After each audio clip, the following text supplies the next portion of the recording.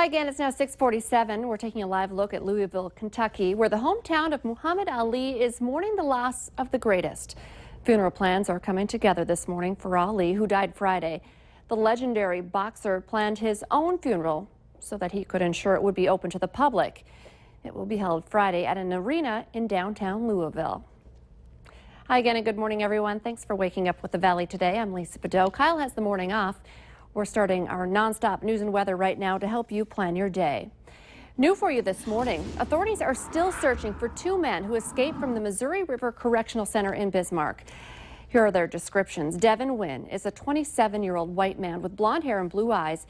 He's about 6'2", 230 pounds. The other man, Three Feathers Morin. He's a 20-year-old Native American with black hair and brown eyes. He's described as 5'10", about 165 pounds. If you have seen either of these men, please contact your local law enforcement agency. Hillary Clinton is closer to clinching the Democratic nomination for president. In our election coverage, Clinton won big last night in Puerto Rico's primary and picked up more delegates Saturday from a victory in the U.S. Virgin Islands. 6 states will hold primaries and caucuses tomorrow, including the big one, California. We're following a developing story this morning. A fight with law enforcement ends with one man being shot by an officer near the Canadian border. A deputy was checking on a vehicle on Highway 18 around 12:30 yesterday morning. That's when the deputy says a man with a knife jumped out of the vehicle and attacked him, trying to disarm him. The deputy then shot the man 3 times when he says he attacked the officer inside his squad car. The names of the deputy and suspect have not yet been released. Be sure to stay with Valley News Live for updates on this developing story. 2 men are in custody after 2 reports of gunshots being fired in Bismarck over the weekend. Police there arrested a 19-year-old and 21-year-old for what they say are 2 related shootings that happened early Sunday morning. Police received 2 different calls about gunshots, and one woman even had bullet holes in her car. Authorities have not released the names of the men or the charges they'll likely be facing. Luckily, no one was hurt during these shootings. A little early coming up on time for weather and traffic on the ones, and we start with meteorologist Lisa Green. I can see the clouds have rolled in, kind of blocking our nice sunrise. Yeah, we had a good one to start out, but the clouds have taken over. So we're on the mostly cloudy side this morning and will likely remain on the mostly cloudy side through much of the day. Temperatures not rising much in response to that, and that strong northwest wind bringing in the cooler air as well. Highs only in the upper 60s in Fargo, Moorhead, and wind will be out of the north-northwest into the teens and 20s, perhaps gusting to 30 miles per hour. So kind of cool. You want to put on that jacket this morning and maybe keep it on hand throughout the day. We've got mostly cloudy skies again, and in addition to that, there are some rain showers trying to work their way in here this morning from north to south, and it'll be more likely the farther east you are, the more likely you'll see a chance for some rain or even a thunder shower or 2 into the afternoon. 53 degrees in Fargo. It's 53 in Grand Forks. Not too bad to start off this morning, but it's just that those temperatures won't rise much at all throughout the daytime hours. Wind is in teens basically throughout the valley, but there are some places where we're gusting into the 20s. A 21-mile-per-hour gust in Wadena, and then over into Devil's Lake, a northerly gust of 25 miles per hour there. So cool and breezy across the board. Here's a look at our planner for the next several days. 68 degrees your high today, breezy conditions. We may see 1 or 2 rain showers, maybe a thunder shower today, but mainly just a little bit on the cloudy side. Hopefully we'll get some sunshine later on. And Tuesday, more sun, a pleasant day, 75 degrees. So those of you who love the cooler weather, this first half of the week is for you. As we transition into the later half of the week, that's when that summertime heat returns. We'll see 90s by Thursday, hitting 90 degrees, and that carries over into the weekend as well. That's also when we'll have a chance for some showers and some thunder showers too with that summertime heat this weekend. But otherwise, looking pretty warm coming up here in the forecast. We just have to get through this cool day. Let's check in now with Al. We're back out checking things on the Metro Interstate Loop this morning, and I-94 traffic westbound has really picked up. It's getting pretty darn busy out here. Northbound I-29, pretty much the same story. And let me tell you, we have some major leak congestion right around the tri-level. Really between 32nd and the tri-level, you got to be so careful through there. And then, of course, we have that construction zone on the other side of the tri-level, on the north side of the tri-level. This extends up to 13th Avenue, so be mindful of that as well. We still have that vehicle. We'll call it a stalled vehicle. It's kind of in the northwest corner. I guess you might call it the infield of 19th Avenue North. So make sure you're looking out for that as well. It's off the road, like I said, the infield, but it's still a bit of a distraction, so make sure you're looking out for that. Busy out here this morning. Drive carefully. Don't forget the work zone that Christy's been telling you about all morning long. Willamette Valley today traffic.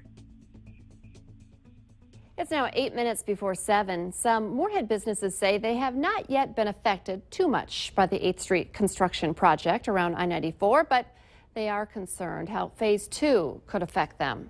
Snapdragon Asian Buffet and Great Clips are two of the businesses that may be facing a drop in business because of the project right outside their front door. But both businesses say they are relying on loyal customers to be patient through the construction season.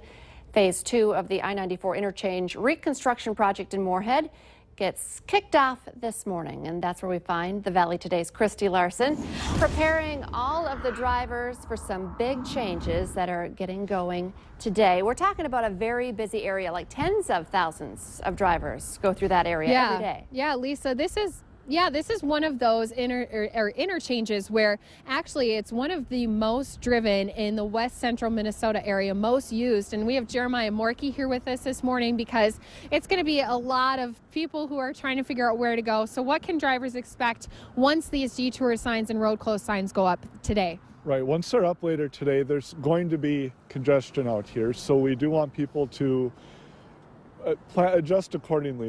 If that means that they maybe leave for work a little early or a little late, because there is a really short rush hour period here, that may help. Expect the congestion.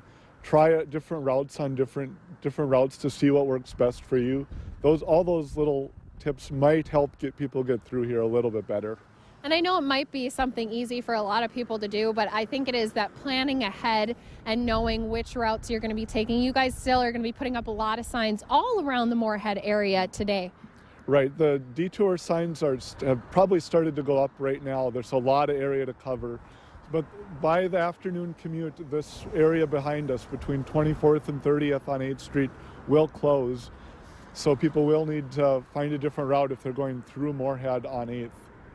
And one note for people as well, if they're coming kind of from the north end of I-94, if they're from the north side of that interstate, if you're going to be headed to Fargo, so if you're going to be going westbound I-94, here on 8th Street, they still will have that lane and that ramp open. And again, this is something that's going to be going on all summer long. So you need to plan ahead, Lisa, remember your routes because you're going to be driving them all the way through the end of August, and just expect some delays starting today. Yeah, got to pack your patience before you head out to that area today and for the next several weeks. Christy Larson reporting live for us. Thank you, Christy. Now, 5 minutes before 7, a dramatic scene in Texas where several people had to be rescued from floods that have rocked the area. In Angelton, Texas, emergency responders have conducted water rescues. In addition, officials have ordered hundreds of families to evacuate their homes. Cars, houses, and entire neighborhoods are now underwater. The Red Cross is distributing emergency supplies in the area. A Texas man is facing serious charges after he led multiple law enforcement agencies on a chase from Texas to Louisiana. The sheriff's office in Orange County, Texas, started chasing a stolen truck, pulling a boat on a trailer. Authorities say the driver, 29-year-old David Mitchell, attempted to run over multiple officers as they were laying down the spike strips. Eventually, the vehicle that he was driving became disabled. He surrendered without incident and was placed under arrest. In our consumer alert this morning, think twice before co-signing on that loan. A report just released today by creditcards.com finds 38% of co-signers had to pay some or all of the bill because the primary borrower did not. 28% experienced a drop in their credit score because of it as well, because the primary borrower paid late or not at all. About half of those who co-signed did so on behalf of a child. Co-signing for a friend was a distant second.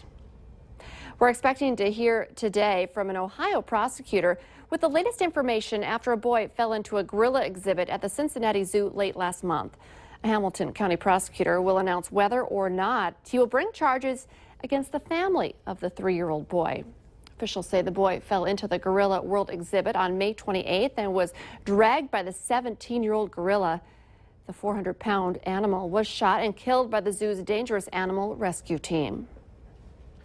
A thief in India was caught red-handed, or is it red pod. Take a close look at this video. Surveillance video shows a monkey pushed open the door and came running into the shop.